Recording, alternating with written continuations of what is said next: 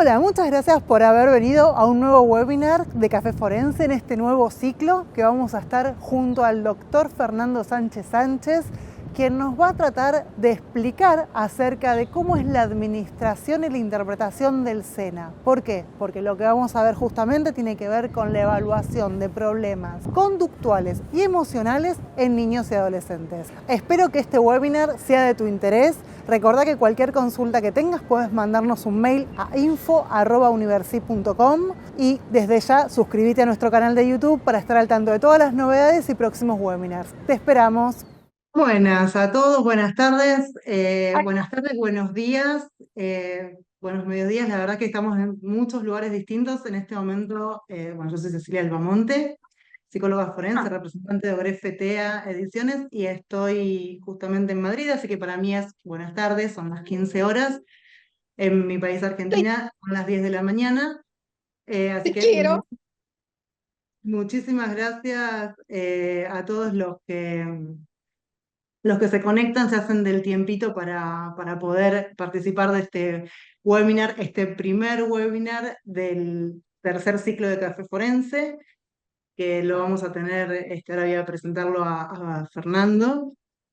La idea, como ya saben, es justamente poder formar en todo lo que tiene que ver con técnicas, evaluación, psicodiagnóstico. Acá estamos todos trabajando en los mismos ámbitos o parecidos, y justamente tenemos la intención de poder abrir un poco más el panorama, la visión de lo que tiene que ver con la evaluación psicológica. Como mi formación es de la psicología de la evidencia, y mi gran cuna fue y es hasta el día de hoy España, realmente desde lo cognitivo-conductual tengo mis colegas como ser Fernando Sánchez Sánchez, que va a abrir este espacio de Café Forense de webinars, que lo admiro muchísimo, que él lo sabe, y es uno de los autores de la técnica. Así que bueno, les voy a dar lugar a Fer que se presente y que pueda empezar porque el tiempo es corto. Algo chiquitito que quiero mencionar: la idea es que Fer vaya a dar toda su charla, que pueda explicarnos acerca del SENA, y una vez concluidos los 45 o 50 minutos más o menos que va a llevar, dar un espacio a algunas preguntas, y que si no se llegan a contestar todas, desde ya que pueden enviarnos por mail y van a ser contestadas. Así que bueno, ahí vamos. Fer, ¿estás escuchando?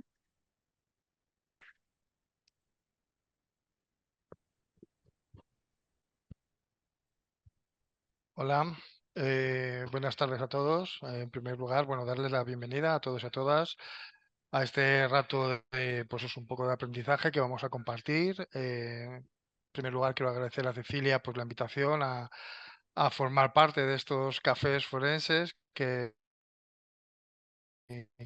muy formativo y me encanta poder hablar, pues eso, de uno de los proyectos, una de las de más tiempo es el SENA, así que para mí desde luego es una oportunidad de eso de compartir con todos ustedes aquellos pequeños truquitos y aspectos de la herramienta que creo que pueden ser más útiles para ustedes. Como decía Cecilia, vamos a tener luego tiempo para hacer las preguntas, intentaremos no extendernos demasiado, así que sin más dilación voy a compartir la pantalla y vamos a comenzar la charla.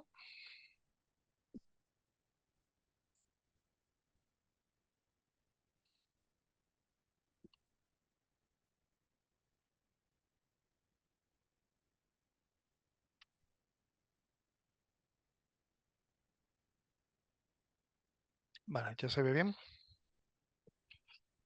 Perfecto. Pues hoy vamos a hablar, justamente como ya ha avanzado Cecilia, de la evaluación de los problemas interiores con el SENA, con un instrumento en concreto, que como vamos a ir viendo a lo largo de esta sesión, pues es una cosa bastante amplia para realizar una evaluación muy amplia, muy comprensiva de los principales trastornos que vamos a encontrarnos en la infancia y en la adolescencia.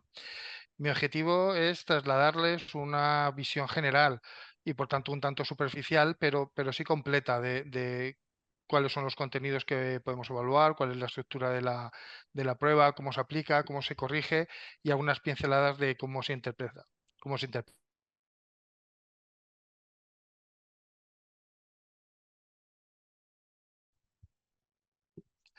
Eso, y la interpretación, luego tenemos más recursos. También la idea es ir proporcionando un poco las orientaciones para que aquellos que estén interesados puedan profundizar más en el conocimiento de la prueba.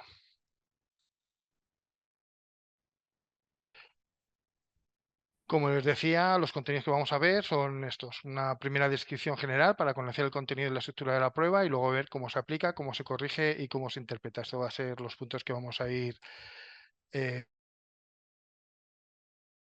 población de niños y adolescentes. Es el resultado de un proyecto en el que participamos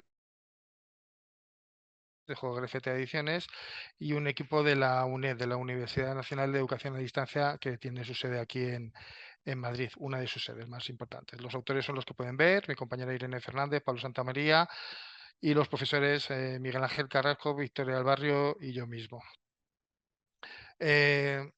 Discúlpenme que voy a ver si muevo algunos elementos que no me dejan ver la presentación. No, no me va a dejar ver la presentación. Bueno, ¿qué es el SENA? A ver si me deja. Ahora, ya he podido quitarlo. Bueno, el SENA es un conjunto de herramientas diseñado para evaluar los principales problemas emocionales y conductuales, tanto en la infancia como en la adolescencia. Está formado por un total de 9 cuadernillos, 9 cuestionarios diferentes, que se pueden utilizar tanto de forma aislada como en combinación. Por eso hablamos siempre de que es un sistema de evaluación en el que el profesional, dependiendo de sus necesidades y del caso concreto que tenga entre manos, que tenga que evaluar, pueda poder ir seleccionando aquellos cuestionarios que responden a sus necesidades específicas. Ha habido 3 ejes fundamentales que el desarrollo del SENA, del instrumento, y que son los que han determinado, los que han definido las características que tienen. Como vamos a ir viendo a lo largo de esta presentación breve, cada uno de estos, cada uno de estos elementos tiene una relevancia. El primero de ellos es el enfoque multifuente de la evaluación. Después, el enfoque evolutivo, ser capaces de ser sensibles a las diferencias que vamos a ir encontrándonos en el curso de los diferentes trastornos.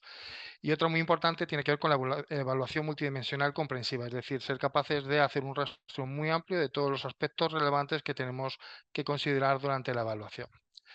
El punto de partida que nos planteamos cuando empezamos a trabajar en el proyecto del SENA era ese desafío que ocurre siempre cuando uno, pues en el fondo está en su despacho, en la consulta o en el centro educativo y demás, y de repente pues te remiten un caso y a ti te llega ese caso y no tienes apenas información, salvo algunas pinceladas que te hayan pasado por teléfono o en la nota o en el mail. Nosotros tenemos el gran desafío de saber realmente en muy poco tiempo, porque los recursos son muy limitados, tenemos que saber qué le pasa a ese niño o a ese adolescente, porque en el fondo nosotros vamos a tener que emitir una serie de recomendaciones y acciones que tienen que remediar eso, con lo cual yo tengo que empezar a trabajar prácticamente desde el primer minuto y tengo que ir recogiendo toda la información de la que sea capaz para poder eso, ir construyendo esas recomendaciones, esas hipótesis acerca de lo que le pasa y cómo voy a poder intervenir sobre ello. Entonces, realmente necesito información y necesitamos mucha información.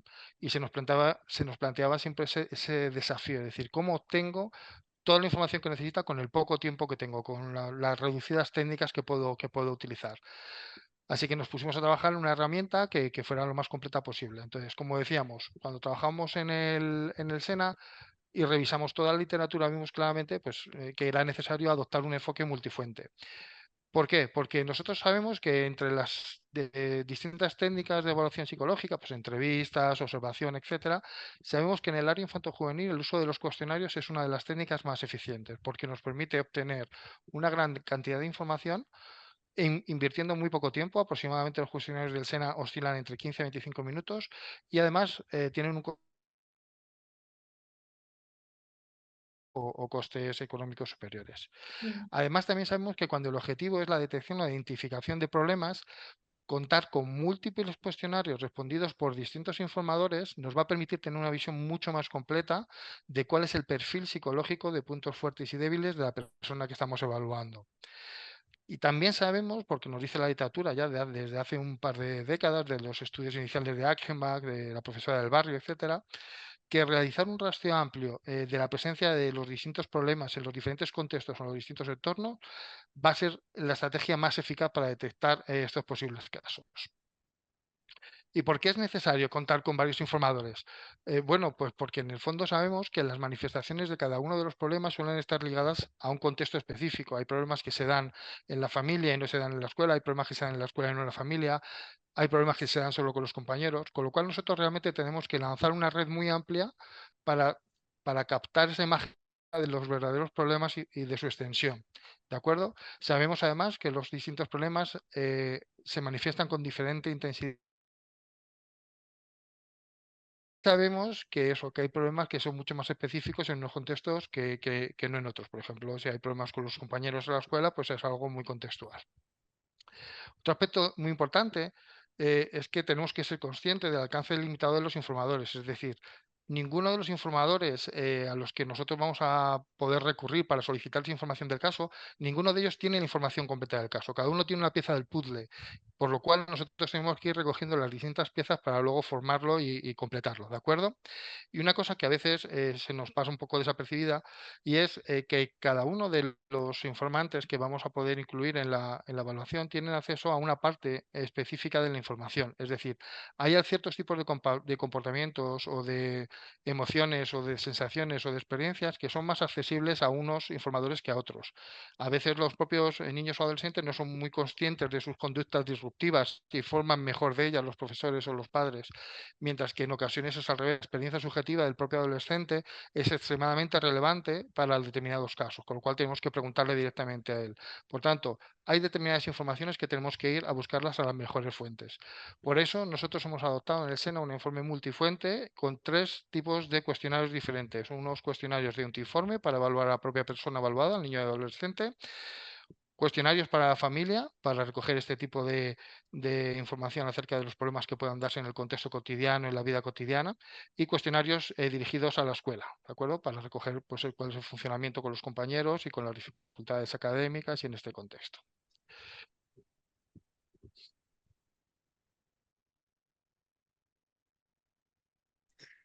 Te consulto, Fer, ¿siempre es necesario que se tome a los tres, a los informante escuela, informante familia? Bueno, obviamente es el autoinforme, sí. Muy, Bueno, muy buena pregunta. Como decía al principio, realmente es un sistema de evaluación, con lo cual nosotros vamos a poder utilizar aquellos cuestionarios que necesitemos. O a veces vamos a utilizar solo los que sean posibles. Es la ventaja de tener un sistema flexible. A veces no vamos a poder acceder a la información de los profesores, pero los padres.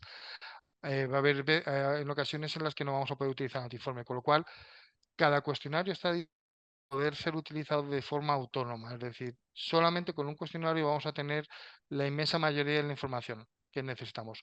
A diferencia de otros sistemas similares de evaluación, donde unos aspectos, los problemas interiorizados se suelen preguntar más en la parte de autoinforme, los problemas exteriorizados se suelen preguntar más en la familia. En el caso del SENA, preguntamos todo en todos los cuestionarios, salvo algunas variantes que ahora veremos más adelante de determinadas escalas. Pero vamos, la respuesta es, cada uno es autónomo, vamos a poder utilizarlo de forma aislada, pero ganamos en potencia cuando combinamos varios de ellos. ¿De acuerdo? Continúo. Un aspecto también muy importante, uno de los ejes que mencionábamos, que tiene que ver con esta continuidad de la evaluación, con este aspecto evolutivo, tiene que ver con precisamente eso, el ser capaces de hacer un seguimiento de cada uno de los casos longitudinalmente, que sabemos que es lo más relevante cuando nosotros trabajamos en infanto-juvenil. El ámbito de aplicación del SENA es muy amplio, deliberadamente amplio, desde los 3 hasta los 18 años.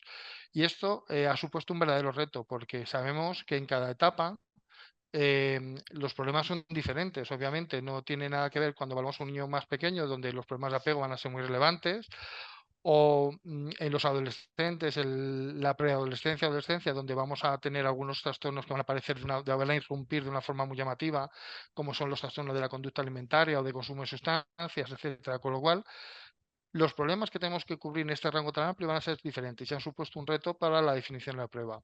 Nos ha obligado a ser muy selectivos con las escalas que vamos incluyendo en cada una de las etapas de los cuestionarios. Además, también sabemos que los problemas se manifiestan de forma diferente en cada etapa. Por ejemplo, los signos o los síntomas de depresión que va a mostrar un niño muy pequeño son bastante diferentes a los que va a mostrar un adolescente ya casi adulto, ¿de acuerdo?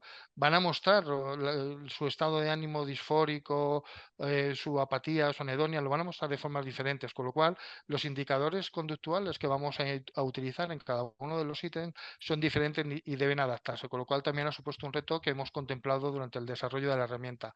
Con lo cual todo esto ha supuesto un reto realmente entre la adecuación a las características específicas de cada uno de los trastornos en cada una de las edades y evaluar de una forma homogénea. Es decir, cuando yo evalúo con el SENA depresión, la tengo que evaluar igual a los 3, a los 8 años, ¿de acuerdo? Entonces ha sido un verdadero desafío conseguirlo, pero realmente funciona muy bien el instrumento según todas las evidencias que tenemos. A ver si consigo pasar. Un único instrumento para todas las etapas. Tenemos versiones para la etapa infantil en torno a los 3-6 años, un conjunto de instrumentos para primaria, 6-12 años y un conjunto de instrumentos para secundaria. De tal manera que el profesional va a poder ir utilizando el mismo instrumento, el mismo test, que es el SENA, pero con las distintas variantes, versiones que incorpora, con lo cual vemos que esta flexibilidad es lo que nos va a permitir hacer un seguimiento de los casos y ver si va mejorando con nuestras intervenciones, hay empeoramientos, etcétera. Por tanto, combinando estos Te interrumpo otra vez un pregunta, momento. El tema de 3 a 6 años, ¿puede que no tenga autoinforme? en En efecto, efecto, como como vamos vamos a a ver ver aquí aquí ahora, ahora, no no todos todos los los niveles niveles tienen tienen las los mismas mismos herramientas. elementos. Creo Creo que que me me tienes tienes que que mutear, mutear. Estoy muteado. porque si no me oigo con eco. Ah, genial. Pues eso, combinando estos dos ejes fundamentales, contextos, familia, escuela y autoinformes, con las distintas etapas, vemos que al final se ve la configuración de cada uno del conjunto. Entonces, tanto para la familia como para la escuela tenemos un cuestionario específico para las tres etapas, pero en el caso del autoinforme la estructura es un poco distinta. Obviamente es muy difícil que un niño de 3 a 6 años nos pueda ofrecer información él rellenando un cuestionario. Sería fabuloso, pero todavía no lo hemos conseguido. Tenemos cuestionarios de autoinforme a partir de los 8 años, de 8 a 12, donde ellos ya pueden responder. A partir de los 8 años ya pueden leer suficientemente, comprender los ítems, las preguntas, las instrucciones, con lo cual de 8 a 12 y de 12 a 18 utilizamos cuestionarios tradicionales, pero en los más pequeños, de 6 a 8 años, utilizamos una versión adaptada del autoinforme que la hemos simplificado, que ahora vamos a ver, y que también nos permite mediante una pseudo entrevista obtener información en este rango de edad tan pequeño, porque estamos hablando, claro, de niños realmente pequeños que acaban de ingresar en la primaria, aquí en España al menos. Continúo a ver si me dejan. Uy, uy, perdón. Otro de los ejes que ha guiado la construcción y la estructura del instrumento tiene que ver con eso, con la evaluación multidimensional. Este tipo de instrumentos multidimensionales, como decía al principio, tienen la gran ventaja de que ofrecen una gran cantidad, nos permiten recoger una gran cantidad de información de muchas variables relevantes en muy poco tiempo. Entonces, realmente es una estrategia muy eficaz.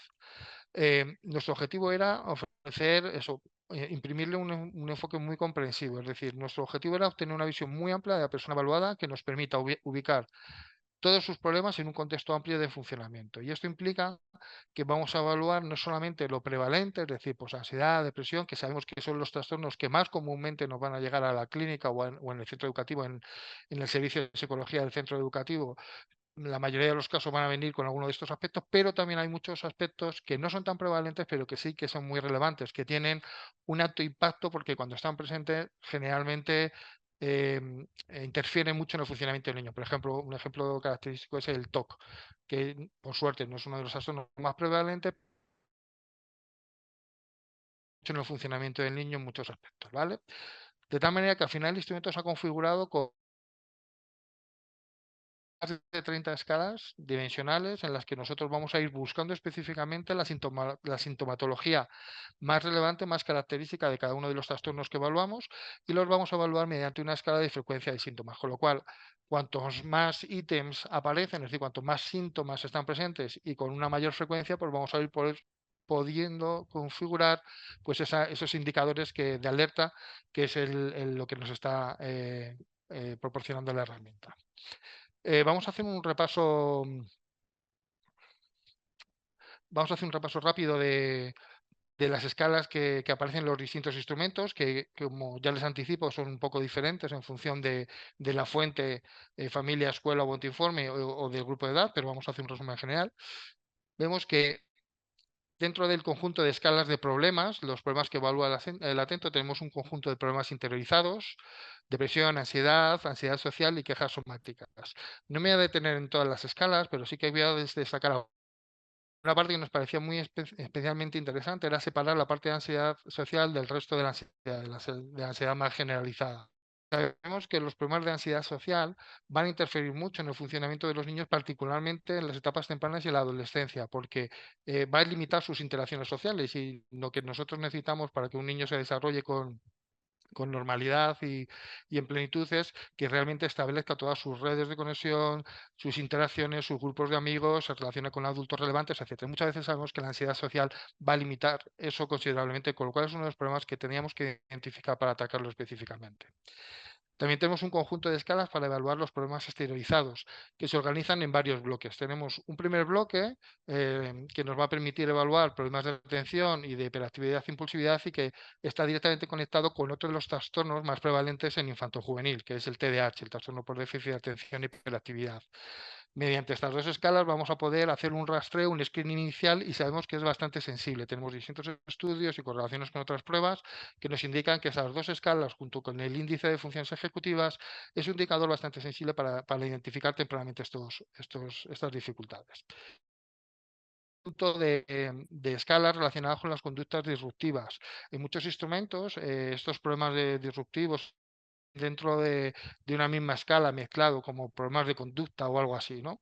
Realmente nosotros hemos querido hacer una diferenciación más clara porque son conductas que, aunque todas puedan ser disruptivas, tienen matices y consecuencias muy diferenciadas. En primer lugar, tenemos una escala denominada problemas de control de la ira que tiene que ver con estos comportamientos disruptivos relacionados con una mala regulación emocional. Es decir, son comportamientos explosivos donde uno va a dar un portazo o va a dar un grito o va a hacer algo para liberar tensión generalmente y no suele ser muy instrumental. Tiene que ver con este comportamiento disruptivo explosivo. ¿De acuerdo? La escala de agresión ya va a incluir algunas conductas que ya están más relacionadas con la presencia de otro. Ya es una agresión a una persona. Vamos pues, a insultar, vamos a intimidar, etcétera, con lo cual ya es otro tipo de conducta disruptiva. En conducta desafiante, ya lo que incluimos es este tipo de contenidos de desafío a la figura de autoridad, a los adultos. Ya es un matiz distinto y nos llevan a otros tipos de trastornos, al trastorno negativista desafiante. Y ya en los más mayores, como ven, solo aparece en los cuestionarios para los más mayores, tenemos una escala de conducta disruptivas que ya son graves, que tienen que ver, incluso algunas pueden tener hasta consecuencias propiedad, etcétera, con lo cual es muy importante diferenciarlas. Y como ven, nos permiten graduar muy bien qué tipo de conducta, de problema de conducta está presentando el niño. ¿De acuerdo? Luego, dentro de los... No sé si esto voy a poder quitarlo. No me deja. Vale. Fer, ¿y esto a partir de qué edad se puede empezar a ver el tema de estas conductas antisociales o esto que estabas hablando acerca de los niños? O sea, A partir de los De los 12 12 años, años, que es que es el el nivel de nivel de secundario secundario que que tenemos, tenemos, eh, es cuando empezamos a incluir este tipo de escalas que además pues, tienen más sentido porque por debajo de esa edad es difícilmente observable. Se pueden observar, siempre hay casos, pero generalmente aparecen a estas edades a partir de los 12, 13, 14 años cuando nos los vamos a encontrar. Lo mismo ocurre en el grupo de escalas relacionadas con otros problemas. Vemos que hay escalas de consumo de sustancias, problemas de la conducta alimentaria, que solo van a aparecer en los más mayores porque sabemos que es relevante a partir de esas edades. No tiene sentido rastrearlas en un mensaje que sí que los incluimos en primaria y secundaria. un, Una escala no, te iba a preguntar con qué otras técnicas se puede correlacionar o se puede evaluar este tipo de escalas, con qué pruebas correlacionan. bueno, bueno, muy amplio, depende depende del del tipo de objetivo de consulta. consulta. Perdona. Depende realmente del caso, un poco de la sospecha y las hipótesis que tengamos. Entonces, ahora mismo, por ejemplo, recientemente estamos trabajando en una prueba que va a salir publicada dentro de nada, que es el Atento, para evaluar justamente problemas a funciones ejecutivas y demás. Entonces se complementan realmente bien esta parte más emocional o más conductual con esa parte más de funciones ejecutivas y de síntomas de problemas del neurodesarrollo. Son pruebas que se complementan, pero tenemos escalas, pues eso, de personalidad para jóvenes, el PAI, el PAYA, etcétera. Tenemos una serie de herramientas que son muy potentes y que van a complementar en este primer inicio de evaluación, como yo siempre digo que mucha información que luego te guía, es como que te dan Un un plano de plano de por por dónde dónde tienes que tienes que avanzar. avanzar. Sería como el MMPI, que estaría bueno ponerlo al principio como para que también te dé un plano para dónde avanzar, un PI. Exactamente. Exactamente. Realmente Realmente es es como como estas estas grandes grandes pruebas. pruebas multidimensionales que nos van a dar mucha información tanto de la presencia de síntomas de trastornos como de características de la personalidad o tendencias de conducta, etcétera. Realmente contar con toda esa información al inicio de la evaluación nos va a guiar, nos va a permitir generar hipótesis de lo que está pasando y nos va a poder decidir, nos va a permitir decidir qué otras pruebas tenemos que aplicar adicionalmente, con lo cual realmente esa es su función fundamental, es decir, detectar todo lo que haya y darnos esas líneas generales hacia dónde pueden estar los problemas. Como decía, incluye dentro de las escalas de otros problemas, incluye una escala de retraso en el desarrollo, que obviamente con una escala pequeña no se pueden evaluar la presencia de retrasos en el desarrollo que se evalúan con grandes baterías. Pero sí que vimos que es muy importante, los profesores, las familias son capaces de detectar cuando las cosas sensor, que es una escala de este tipo en una prueba como el SENA, también nos ayuda a generar hipótesis relacionadas. Si paso.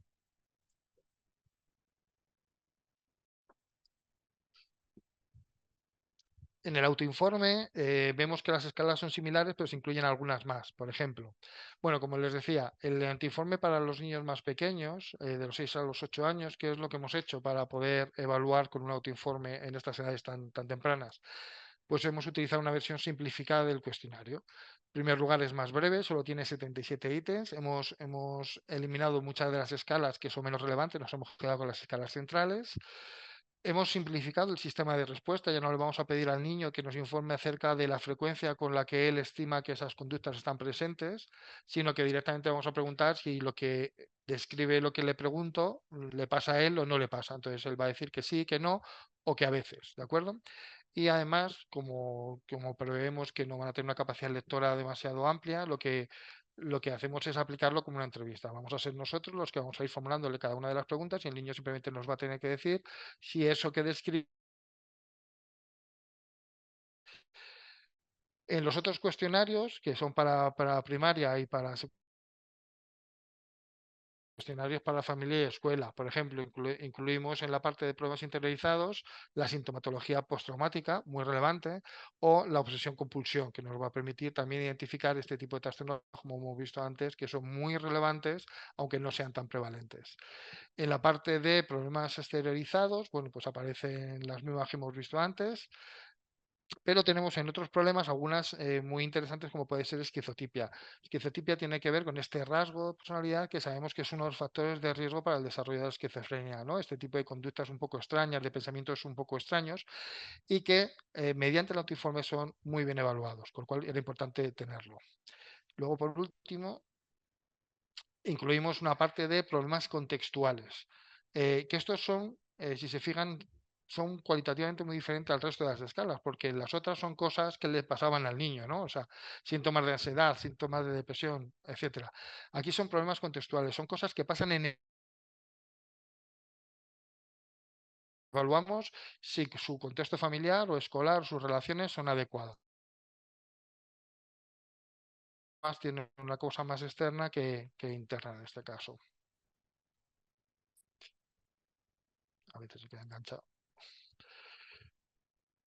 Pero en el SENA evaluamos solo problemas. No, realmente, como les hemos dicho antes, es un enfoque multidimensional y comprensivo, muy amplio. Queremos ubicar los problemas que tenga la persona evaluada en un contexto amplio de funcionamiento, con lo cual no solamente nos centramos en evaluar los problemas, sino también vamos a evaluar las vulnerabilidades y los recursos.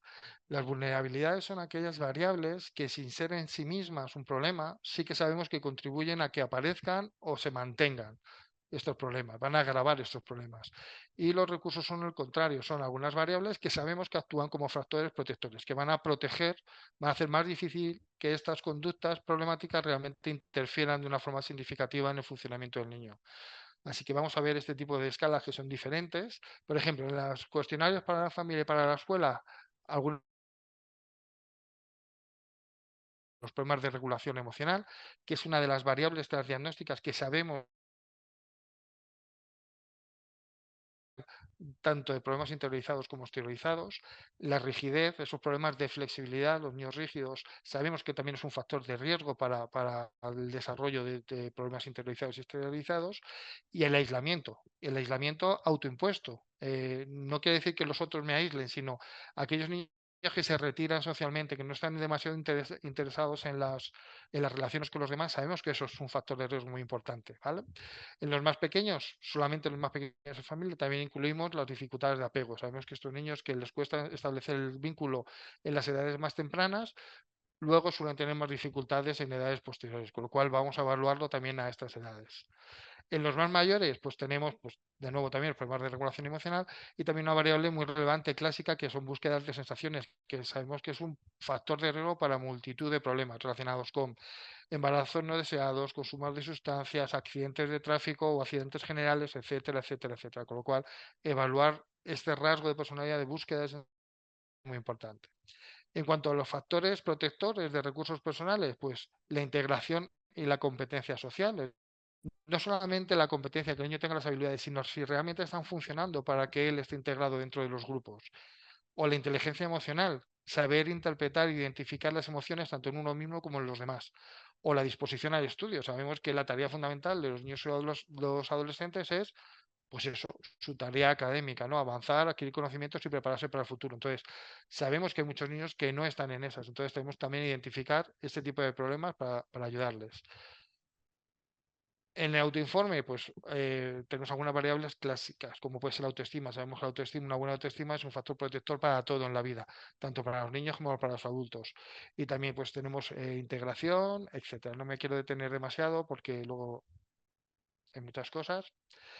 Otra parte importante eh, tiene que ver con este tipo de instrumentos, basados en cuestionarios, en informes de heteroinformes o autoinformes, son las escalas de control, porque sabemos que una de las principales amenazas a la validez es que las personas proporcionan información, los informantes pueden proporcionarnos información no adecuada, inválida por algún motivo. Puede haber varios motivos, por descuido, porque no han comprendido bien, porque tienen intenciones de falsear los resultados, pueden ser muchos, múltiples los motivos.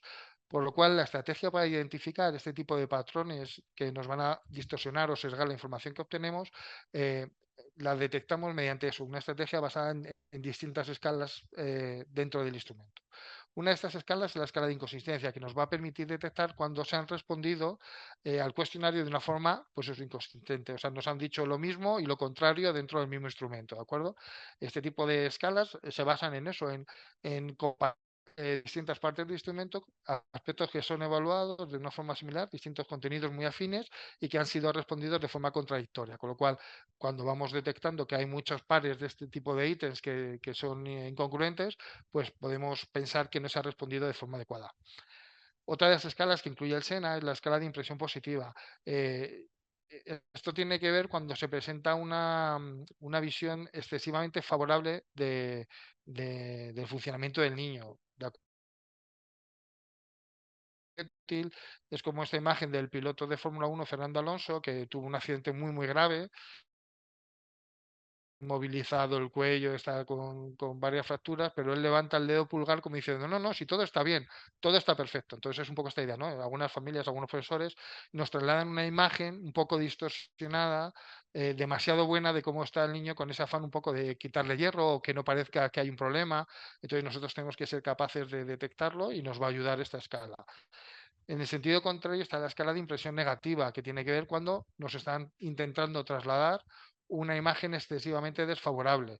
Pongo el ejemplo de los futbolistas que a veces les cogen, les dan un pequeño empujón, un golpecito y se tiran al suelo y se retuercen de dolor como si les hubieran arrancado una pierna. Pues sería lo mismo cuando nos quieren dar esta imagen tan negativa del funcionamiento, donde todo lo que pasa al niño tiene muchísimos síntomas, incluso síntomas que no suelen aparecer nunca, pues una escala de este tipo nos ayuda a detectar estos patrones que nos van a servir fundamentalmente para responder a una cuestión y es, ¿los datos son interpretables o no son interpretables? ¿Vamos a poder interpretar con seguridad el cuestionario o vamos a tener que poner en cautela toda la información que nos dé ese informante? ¿De acuerdo?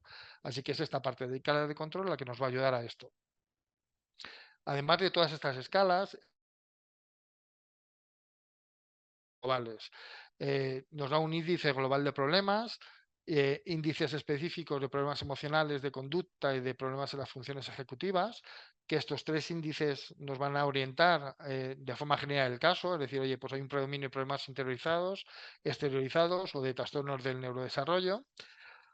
Luego tenemos un índice de problemas contextuales y un índice de recursos personales que nos va a permitir ver un poco el cuadro, una imagen general de funcionamiento.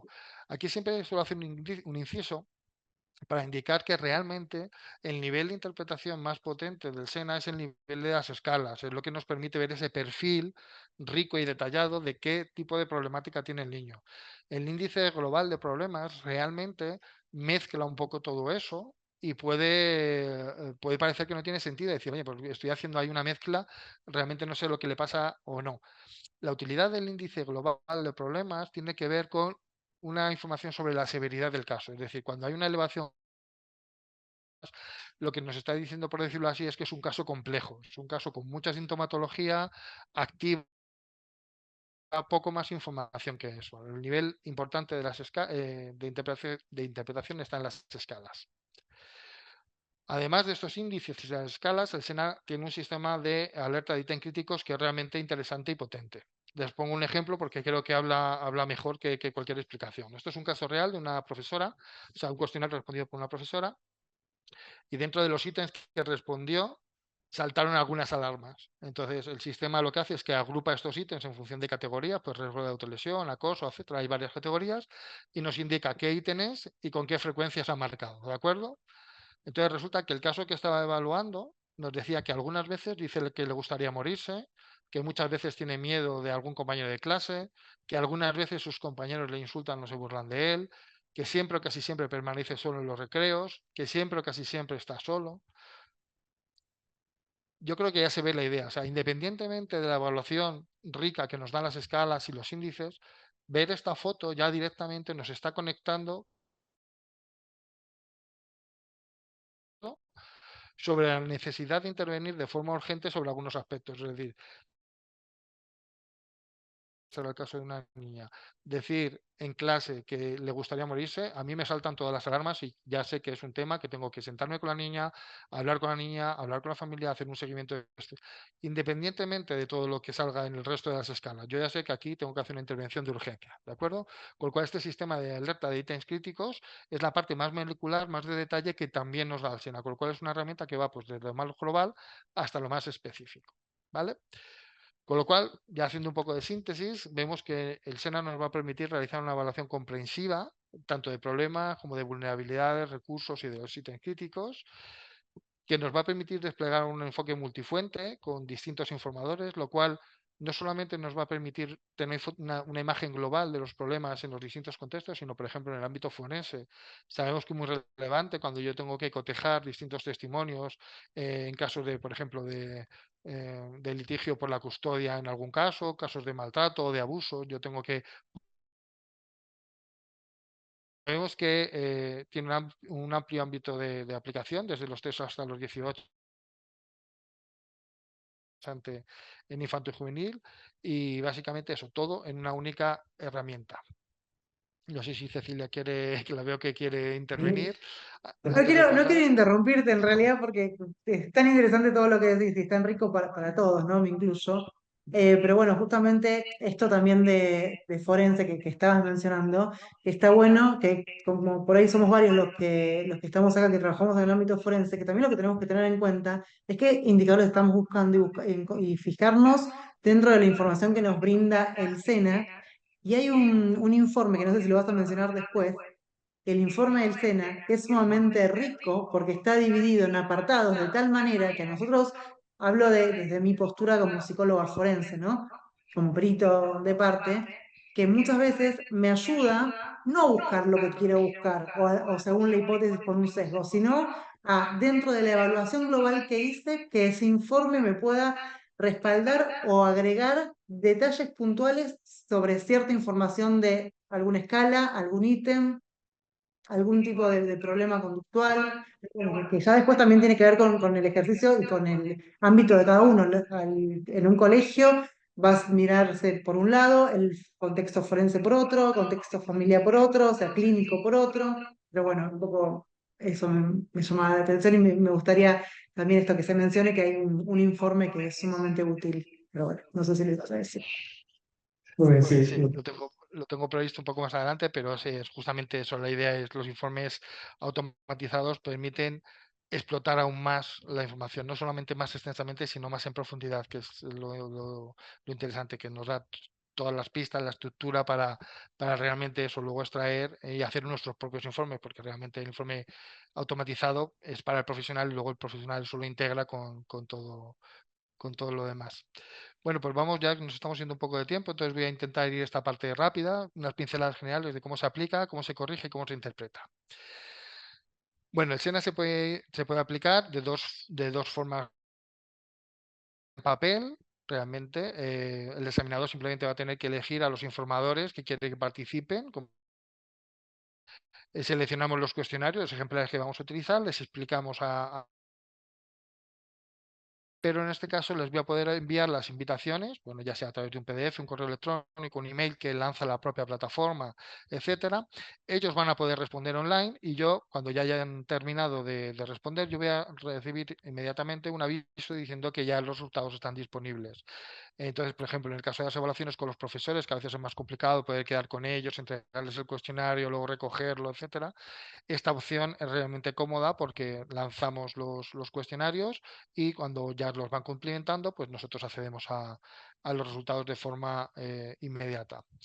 La forma de hacerlo es muy sencilla. Todo se hace a través de la plataforma de aplicación y corrección de Jogrefete Ediciones, que en este caso te corrige. Sencillamente, pues una vez que nos hemos registrado, pues invitado a participar, etcétera, no sé qué, no sé cuánto. Entonces realmente es para personalizar. Aquí luego tenemos la opción de eso, de enviarlo directamente por mail. Podemos imprimirlo en PDF para entregarlo en mano. También podemos dárselo a los padres para que se lo hagan llegar a los profesores con las instrucciones y los códigos de acceso, etcétera. O directamente, y esto es una cuestión que también es muy interesante, podemos lanzarla directamente en nuestro equipo con el Play. Entonces, por ejemplo, si tenemos una tablet, nosotros podemos hacer que la aplicación sea online y directamente le damos a los padres, mientras que están en la sala de espera, le damos la tablet y ellos van respondiendo online el cuestionario, de tal manera que cuando yo acabo de ver al niño ya tengo los resultados porque yo lo han respondido y ya lo tengo respondido, con lo cual es una ventaja bastante interesante. Respecto a algunos aspectos importantes de la aplicación, cualquier informador vale. Para que la calidad sea adecuada necesitamos tener una buena eh, calidad de la fuente. Entonces, le pedimos que responda a los cuestionarios, tenga un contacto frecuente, de larga duración, que sea reciente en los últimos meses, aunque sean realmente los últimos 6 meses, pero a veces, por ejemplo, un profesor puede haber sido profesor de un niño el curso pasado, después pasar todo el verano 3 meses y responde el cuestionario en septiembre y hace ya 2 o 3 meses que no conoce a nadie, al niño. Entonces, tenemos que ser conscientes de que sean recientes tal y que tenga suficiente, es decir, tiene que haber tenido la oportunidad de observar al niño en distintos contextos durante los últimos 6 meses. Además, tenemos que asegurarnos que tiene la suficiente capacidad lectora y conocimiento del idioma. Aquí en España tenemos mucha población del norte de África o del este de Europa que no son hispanoparlantes, los padres, etcétera, con lo cual tenemos que asegurarnos que realmente pueden responder el cuestionario adecuadamente y tienen que también tener capacidad para comprender la tarea. Hay niños que aunque tengan 8 o 9 años, si tienen algún tipo de dificultad, puede que no sean capaces de responder adecuadamente al cuestionario, o alguno de los informantes, como pueden ser a veces los abuelos, que les pedimos que participen porque son los que pasan más tiempo con los niños, ya no son capaces de hacer una tarea de este tipo. Con lo cual, este tipo de cuestiones tenemos que tenerlas en cuenta. Que también ser muy conscientes, sobre todo en el contexto forense, como hemos visto antes, ojo con los sesgos de los informadores. Es decir, no todos los informadores van a colaborar con nosotros y nos van a dar toda la información que necesitamos. Además, algunos van a tender a ocultarla, otros nos van a tratar de dar una imagen distorsionada por exceso, por defecto, etcétera. Con lo cual, ojo, sobre todo, por ejemplo, cuando tenemos que evaluar a familias con padres en litigios entre ellos, evaluar, pedir a la madre que lo responda, pedir al padre que lo responda para poder cotejarlo, porque es posible que nos intenten trasladar una imagen que no nos conviene. ¿De acuerdo? Es muy importante también cuidar cómo entregamos el SENA, es decir, esto no es una cuestión, esto es un instrumento científico. Yo no puedo decirle, oye, mira, tengo una encuestita, toma, respóndemela cuando tengas un rato en el metro, cuando vengas, cuando no, hay que sentarse, explicarle la importancia de lo que estamos haciendo, qué es lo que tienen que hacer, que si tienen alguna duda que nos consulten, etcétera, porque eso va a determinar la calidad de la información que obtengamos, ¿de acuerdo? A la hora de seleccionar los informadores, pues algunos tips más potente, podemos usar uno, como hemos visto antes, pero es más potente cuanto más fuentes utilizamos. Y de distintos contextos de la familia y de la escuela, pues también más rica, más amplia es la foto, ¿de acuerdo? Y como decía ahora, pues a veces es muy importante tener varios informadores del mismo contexto, particularmente padre y madre, que en caso de conflicto suele ser aconsejable que respondan cada uno su cuestionario, ¿de acuerdo? No hacer un promedio de ambos. Y luego también un aspecto importante es que siempre que sea posible, y particularmente en el caso de los adolescentes, incluir el autoinforme es muy importante, porque a ellos les ayuda a sentirse parte central de la evaluación, no solamente uno más, sino, no, ellos son los protagonistas de lo que estamos haciendo, entonces es importante recoger información directamente de ellos. Entonces les ayuda a empoderarse, a saber que ellos tienen palabra y voto en todo lo que está pasando. Entonces utilizar el autoinforme es una forma muy interesante para luego, a su vez, decir, oye, mira, has contestado esto, hemos visto esto, me puedes ampliar esto. Entonces, es muy, muy útil. ¿Cómo se corrige? Pues la corrección es realmente cómoda porque se hace por internet, se hace todo a través de la plataforma de... Entonces, nosotros realmente vamos a recoger los casos, vamos a grabarlos manualmente y vamos a tener enseguida los resultados. Eh, Utilizar la plataforma es muy sencilla. Además, dentro hay una sección de ayuda donde van a encontrar ustedes un montón de vídeos que van a aprender todas las cuestiones acerca de cómo utilizar las distintas funciones, gestionar los casos, dar de alta los casos, recorregirlos, etcétera. Todo lo van a encontrar ahí. ¿De acuerdo? Y es tan sencillo como decía eso. Damos de alta el caso, grabamos manualmente las puntuaciones en el sistema, seleccionamos el baremo y ya vamos a poder obtener el perfil de resultados. Un aspecto muy importante que quiero subrayar tiene que ver con el tipo de baremo que se pueden utilizar en el SENA. El SENA tiene dos tipos de baremos diferenciados. Tenemos baremos de población general y baremos clínicos. Los baremos de población general son los baremos que se tienen que utilizar siempre, son la primera elección y son los que nos van a permitir responder una pregunta clara y es, ¿hay problemas o no hay problemas? Entonces yo para saber eso tengo que compararlo con gente sin problemas, ¿de acuerdo? Si se aleja mucho de esa gente, es lo que puedo saber si hay problemas, ¿de acuerdo? Con lo cual, esta es la información, el baremo que se tiene que utilizar siempre por defecto, el que vamos a tener que incluir en los informes. Pero adicionalmente, y por eso pongo aquí un warning, podemos también utilizar baremos clínicos. Los baremos clínicos nos sirven para una cosa muy puntual y es, una vez que yo ya he identificado que hay problemas con el baremo general, yo puedo cambiar el baremo, eso lo permite hacer la plataforma, y comparar los problemas que tiene esa persona con los problemas que tienen otras personas con problemas, es decir, muestras clínicas. De tal manera que me va a permitir ver si mi caso está por encima, por debajo o igual que esas muestras clínicas. Es decir, nos permite graduar la intensidad del problema, pero una vez que ya hemos identificado los problemas. Si utilizamos los baremos clínicos para trasladar esa información en los informes, etcétera, podemos fácilmente caer en un problema, en un problema con la referencia, porque vamos a dar como normales cosas que no lo son, ¿de acuerdo? Siempre a la hora de informar, utilicemos los baremos población general. ¿Y cómo se interpreta? Pues hay muchos recursos. Hemos dedicado bastante esfuerzo con los manuales para proporcionar unas normas bastante completas de interpretación. Hay distintos casos clínicos, ilustrativos, creo que hay hasta 9, para ver realmente cómo exprimir toda la información. Y hay un manual técnico con toda la fundamentación teórica y psicométrica que avala realmente las interpretaciones que proporcionamos. Como ya mencionaba Cecilia, cada uno de los cuestionarios tiene un informe narrativo opcional que se puede sacar aparte y que nos va a dar toda esta parte de interpretación de qué significan las puntuaciones altas, cuáles son los resultados de la persona evaluada. Lo vamos a tener en un informe narrativo automático, que es una ventaja que ahorra muchísimo tiempo y es muy potente. ¿Vale? Y simplemente pasando por encima, porque no tenemos mucho tiempo, el perfil de resultados es algo similar, hay varios, cada cuestionario tiene el suyo, pero para que vean un poco cómo es, viene organizado por distintos bloques. Estos bloques de interpretación, en este caso, están expresados en puntuaciones T, simplemente para que les suene, es un tipo de puntuación transformada, normativa, ¿de acuerdo? ¿Qué es lo que hacemos? Nosotros evaluamos a la población general, ¿de acuerdo? Los ordenamos, por decirlo así, en el nivel de problemas que tienen en cada una de las variables, y a partir de este orden que nosotros establecemos, pues podemos determinar si el niño pues, no tiene ningún problema o tiene un problema muy severo, ¿de acuerdo? Y básicamente esto es lo que reflejan las puntuaciones o cuánto se acerca a lo que es esperable en la población general. De tal manera que este tipo de 50, eso quiere decir, 50 quiere decir que es el punto medio. La población general, la mayoría estamos ahí.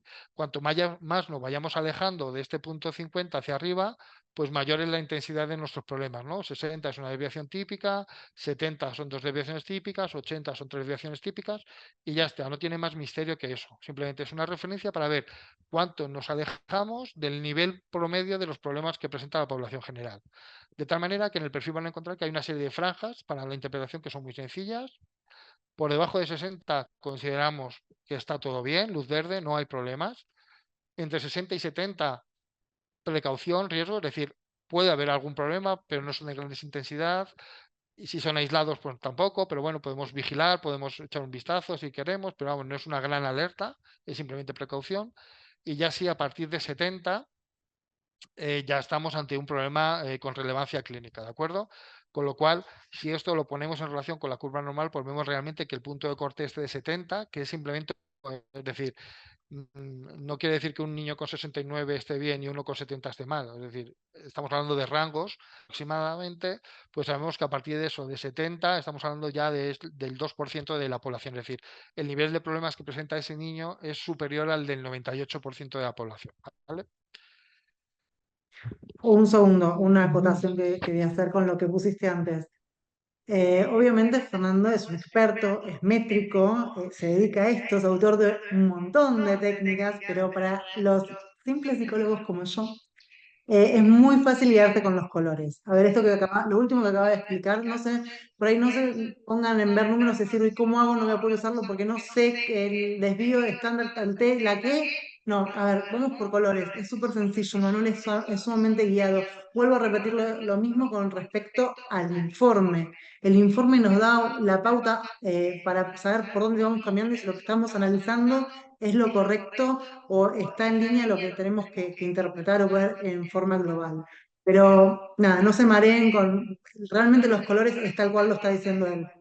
Verde, luz, vamos para adelante y después según los otros es a qué le tenemos que prestar más o menos atención. Pero sinceramente es una de las mejores técnicas, para mí es la técnica por excelencia en forense y en clínica, pero bueno, lo uso específicamente en forense.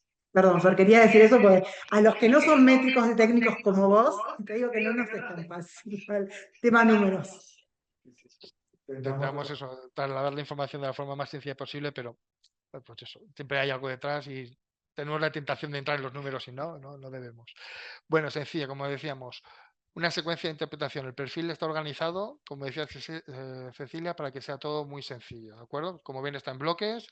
Tenemos un primer bloque para determinar, hasta el primero, para determinar, oye, ¿los resultados son interpretables o no? Pues tenemos de nuevo verde o ya vamos alejándonos más, ya los colores van cambiando y se van haciendo más de riesgo, ¿de acuerdo? Siguiente, bueno, en este caso, aquí no hay puntuaciones T, sencillamente nos va a decir eso. De nuevo, luz verde, precaución, o alerta, particularmente cuando la inconsistencia está en nivel de alerta, realmente la regla de decisión básicamente es desechen el cuestionario, ¿de acuerdo? Podemos matizar más, pero si realmente tenemos un cuestionario de inconsistencia en el rango de alerta, lo dicho, es muy fácil caer en errores a la hora de interpretar ese cuestionario, con lo cual evitémoslo, buscamos otra fuente de información, pidámoslo que responda al cuestionario otra persona, utilicemos otra técnica, ¿de acuerdo? Después vamos a tener primero una interpretación, como hemos dicho antes, desde lo más global a lo más específico, es decir, primero interpretamos los índices para ver por dónde va el caso, es decir, si es un caso muy grave o no, si es un caso que va más por problemas interiorizados que exteriorizados, si va a tener muchos recursos o no. Esto nos ayuda a entrar en el caso, a tener una imagen, una coordenada general. Después entramos ya a interpretar las escalas de problemas, que es la parte central del test. Vamos a poder ver realmente si hay problemas interiorizados, cuáles son los exteriorizados, otros problemas. Después vamos a ver escalas de vulnerabilidades, esas variables que pueden jugar en nuestra contra en un momento dado, si están presentes. Y después las escalas de recursos, aquellas en las que vamos a poder apoyarnos de cara a una posible intervención, ¿de acuerdo? Y por último, pues tenemos el análisis, como hemos visto, de los ítems críticos, esta imagen que tenemos y que ya nos va a permitir, pues eso, formular las hipótesis y seguir avanzando en la investigación. Y ya haciendo una síntesis, como ven, todo esto que hemos visto realmente se obtiene de una forma realmente breve. Estamos hablando de que es tiempo, cada cuestionario requiere unos 15-25 minutos, que además no es tiempo del profesional, es tiempo que van a invertir los padres o los profesores o la propia persona, con lo cual nosotros podemos pedir que respondan y no consumimos tiempo de consulta. Podemos dedicar el tiempo de consulta a hacer la entrevista, a utilizar técnicas más específicas, con lo cual es un recurso muy eficaz y muy eficiente. Es extremadamente sencillo de aplicar y de corregir, es flexible, es decir, vamos a poder utilizar un cuestionario o varios, vamos a poder aplicarlo en papel o mediante internet, vamos a poder gestionar todos los casos y las invitaciones y los resultados y los informes desde la plataforma online con Tea Corrige, lo cual es súper cómodo. Y también nos hemos centrado en la parte más importante según lo que nos piden ustedes, los profesionales, que es la parte de interpretación. Es decir, las técnicas sabemos que a veces pueden parecer así como muy complejas acercarse a ellas, pero realmente lo importante es saber interpretar los resultados. Hemos puesto mucho énfasis en facilitar esto, tanto en los perfiles referencias claras y sepan cómo interpretar las puntuaciones cuando se elevan, cuando no se elevan, a qué aspectos hay que atender y a qué no, etcétera, y todo esto a través de casos clínicos comentados, con lo cual yo creo que es una forma de aprendizaje bastante útil y hay disponibilidad además pues, de cursos y de acreditaciones, con lo cual es una herramienta que ahora mismo pues es fácil acercarse a ella, es amable, nos da mucha información y nos pide poco, por decirlo así que nosotros estamos bastante contentos con la prueba. Y esto es todo lo que quería contarles. Ahora ya es su turno, el turno de preguntas. Bueno, ¿me dejas de compartir, Fer? Sí.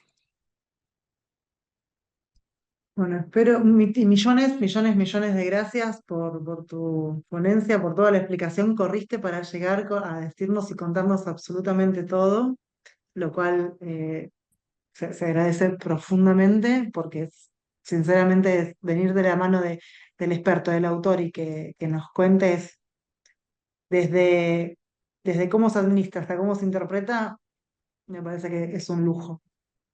Bueno, no, por una cuestión también de tiempos, no vamos a dar lugar, no vamos quizás a poder dar todas las preguntas que tengan, pero sí podemos, ¿te parece que 3 preguntas que podamos abrir a que nos hagan? No, primero vamos a ver si las hay, ¿no? Si alguien quiere preguntar algo. Mientras tanto, si alguien quiere preguntar algo, comento. En una de las preguntas que me hicieron por chat es si tiene baremos argentinos. Yo les había pasado hace un ratito cuando Fer estaba hablando el, el flyer de colaboradores que si se quieren sumar, estamos en Universin. Universin es la consultoría psicojurídica que nos está convocando, que trabaja en equipo con ORFTA en la parte de investigación. Y la idea es investigar justamente para obtener los baremos argentinos. Empezó la investigación hace 2 meses atrás, 2 meses y medio, así que quienes se quieran sumar como colaboradores, les dejé en el chat la info de cómo podemos hacer. Baremos argentinos, que hoy empieza la investigación, no quiere decir que el mes que viene los vamos a tener. Esto, por favor, es un proceso largo, lleva tiempo, hay muchísimo trabajo detrás.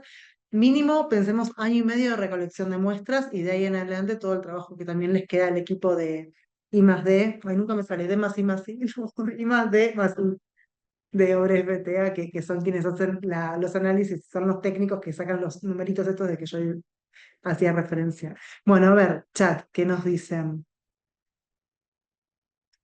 Em, bueno, justamente Baremos Argentino. Costos, me pueden mandar un mail y no hay ningún problema porque los costos son en función a, tenemos por un lado el manual que viene en una caja con 90 usos de cada uno de los tipos, el pin de aplicación y corrección para 90 usos, que bueno, que el juego completo tiene un precio, después está el kit de 25 usos, si ustedes ya tienen el manual, los usos para aplicación online y corrección, el informe, así que según lo que necesite saber cada uno, también dejé el mail, me pueden enviar los mails, así les paso obviamente sin problema los precios. La idea es que todos los que asistieron al webinar, obviamente, sostener el 10% que les había mencionado yo en el mail antes. A ver, vamos a otras preguntas. Bueno, varemos. Bueno, te agradecen un montón, muchas gracias, excelente explicación. A ver, quisiera saber sobre la utilización de casos de abuso sexual infantil, pregunta alguien. Em, ¿Querés?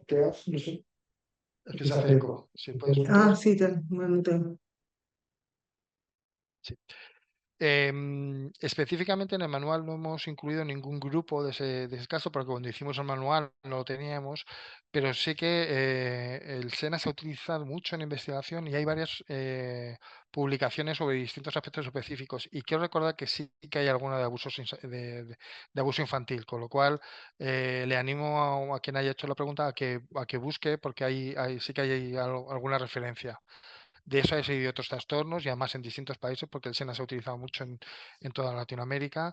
Entonces, sí que ya tenemos, vamos acumulando, aparte de las evidencias que nosotros teníamos en manual, hay también bastantes evidencias fuera, pero hay que buscarlas un poco. En la siguiente edición del manual.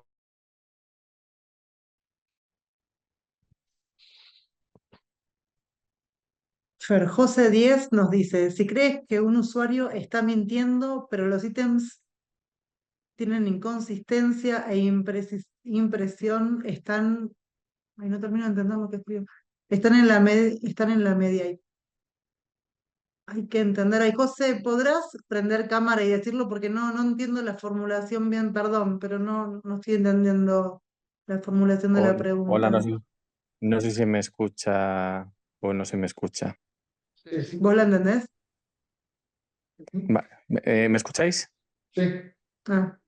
Vale, a ver, yo soy orientador en un cole, entonces muchas veces bueno, al final tienes información cuando evalúas a un chico sobre la familia, sobre la actitud en la escuela y tal.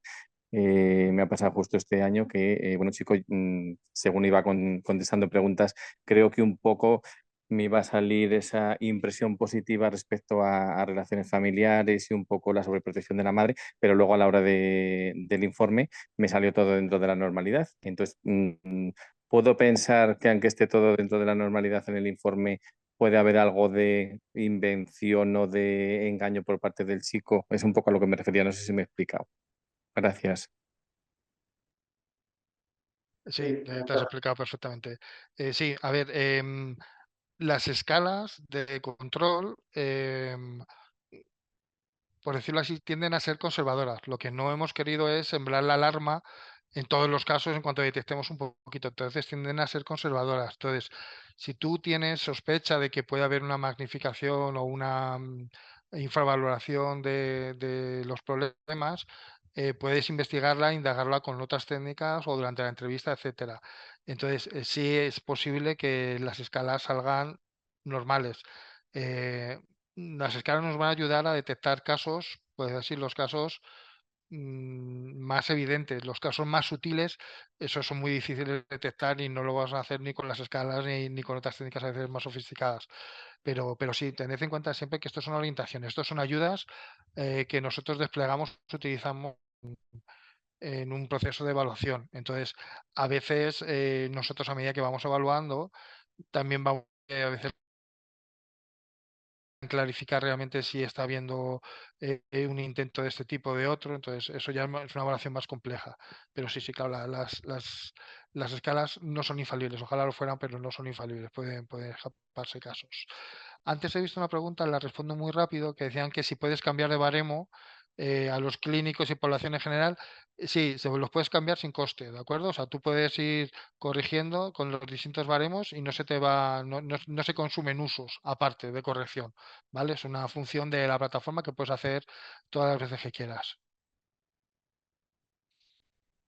Bueno, y vamos a la última, Fer, que pues, va a haber un montón seguramente, pero después los animo también a que lo puedan mandar por mail, info o cecilia@universi.com, cualquiera de los dos mails, que Fer después se les hago llegar y les va a poder contestar. Rosa hizo una pregunta que también, ¿no? Rosa, si querés prender micrófono y decirla.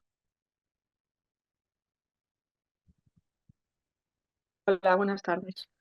Mira, mi pregunta era en relación al índice de otros trastornos, que no sé muy bien qué es lo que evalúa exactamente. El apartado ese de retraso del desarrollo y comportamiento inusual, si lo puedes explicar un poco más. Gracias. Sí, realmente no es un índice, no hay un índice de estos trastornos, ¿vale? O sea, hay un índice de problemas interiorizados, por decirlo así, de problemas emocionales, un índice de problemas exteriorizados o problemas de conducta general, el índice de problemas, o sea, de problemas en las funciones ejecutivas, el índice de recursos y el índice de vulnerabilidades, ¿vale? No, de problemas contextuales, perdón. Entonces, el apartado de otros problemas, que era donde veías lo de retraso del desarrollo y tal, eso es un conjunto de escalas que están sueltas, pero que no forman un grupo para hacer un índice, ¿de acuerdo? De tal manera, simplemente tienen la utilidad de servir como determinados trastornos que son bastante específicos, que obviamente van a necesitar una evaluación mucho más amplia posterior, particularmente los trastornos del neurodesarrollo. Es decir, yo para hacer una buena evaluación de los trastornos del neurodesarrollo o los trastornos del desarrollo en general, yo tengo que evaluar el desarrollo cognitivo, la motricidad, el lenguaje, la conducta adaptativa, la parte socioemocional, etcétera. Todo eso es imposible hacerlo en un instrumento de este tipo, porque ya hay grandes baterías como el Merrill Palmer, el DP3, etcétera, que te hacen eso. Entonces, ¿qué es lo que hace esta escala? Capta esa sensación que los padres y los profesores tienen muy bien afinada de si mi hijo o mi alumno va al mismo ritmo que los demás, o va por delante, o va por detrás, o hay cosas que le cuestan más de la cuenta. Entonces, esa sensación que es un poco genérica, lo que vemos es que cuando lo pones en unos cuantos ítems y lo evalúas bien y tienes baremos y lo utilizas, predice muy bien los niños que tienen problemas del neurodesarrollo. Con lo cual, simplemente es como un screening muy básico que nos va a permitir de, oye, mira, si se ha elevado esa escala, pues ya sé hacia dónde tengo que ir. Ya a lo mejor en esta primera, pero la siguiente voy a utilizar un DP3 para ver si hay problemas del desarrollo. Entonces es muy útil formar índices. No sé si he respondido a tu pregunta. Sí, muchas gracias. Nuevamente, millones de gracias a todos por haber estado participando del webinar. Los animo a que todas las consultas que puedan quedar puedan escribirlas o a Cecilia o a info@universi.com, que les van a llegar a Fer y que con mucho gusto seguramente las va a estar contestando.